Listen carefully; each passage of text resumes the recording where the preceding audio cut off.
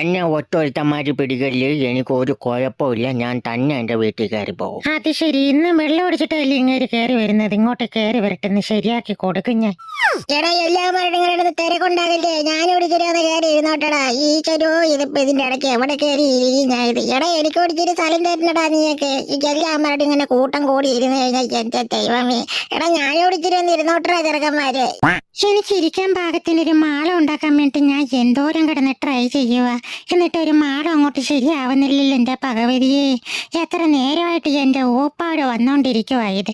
ഒരു സൈഡിൽ നിന്ന് മണ്ണ് അപ്പുറത്തോട്ട് നീക്കിയിടാം, അപ്പോഴത്തേനും അപ്പുറത്ത് കയറി അതങ്ങ് കൂനയാവും. പിന്നെ അവിടെ നിന്ന് ഇങ്ങോട്ട് നീക്കും, അപ്പൊ ഇപ്പുറത്ത് കൂനയാവും. എന്തൊരു കട്ടപ്പാടായി ഇത് ഈശ്വരോ. ചേടാ, ഇന്നലത്തെ മഴയിൽ ഇവിടെ മൊത്തവും വെള്ളമായിട്ട് ഇവിടെ ചെളി പോലായില്ലേ. ഇനിയിപ്പോ എങ്ങനെ നമ്മൾ അപ്പുറത്തോട്ടൊന്ന് പോവും? ഇച്ചിരി നടന്നു കഴിഞ്ഞാൽ കറങ്ങി പോകാൻ പറ്റും, പക്ഷെ നടക്കാൻ ഞമ്മക്ക് വയ്യ തൽക്കാലം.